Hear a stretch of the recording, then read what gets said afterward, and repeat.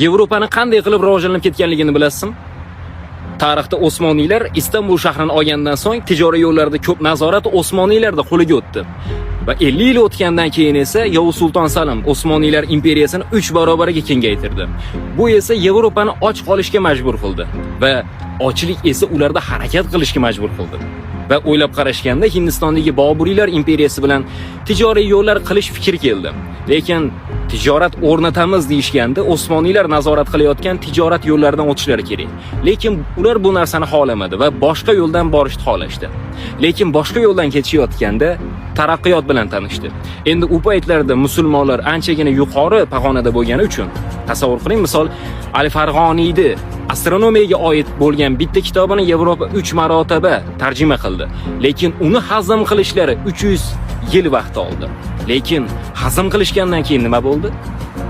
Sekin-sekin diplomatiya o'rnatishdi. Ular qila olgan biz ham qila olamiz deydi. Ularda ochlik harakat qilishga majbur qildi. Lekin ular yuksalayotganda biz nima qilayotgandik? Biz bir-birimiz bilan urushayotgandik. Musulmon davlatlar bir-biri bilan urushayotgandi va urushganning oqibatidan ilmdan uzoqlashdi va johillashdi boshladi.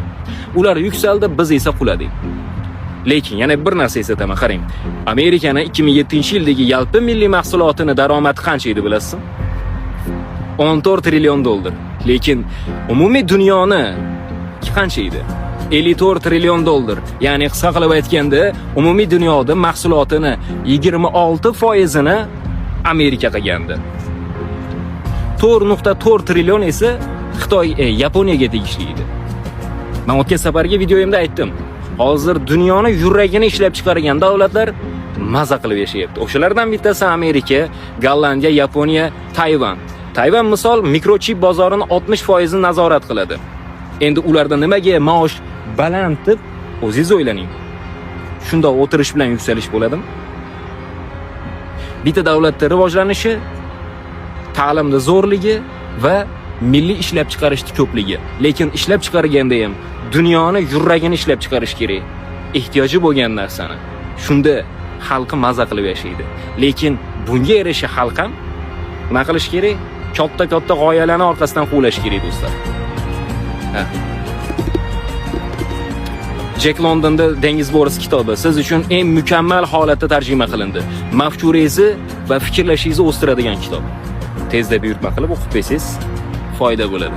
Sizlar uchun maxsus Turkiston News bo'ldi. Telegram kanalimizga obuna bo'ladigan bo'lsangiz, do'stlar, dunyodagi rivojlanishni va bo'layotgan yangiliklarni Turkistonning nigohi bilan tomosha qilib borasiz. Siz uchun maxsus Turkiston News va milliy izoh bo'ldi. Salomat bo'ling. Obuna bo'lishni unutmang.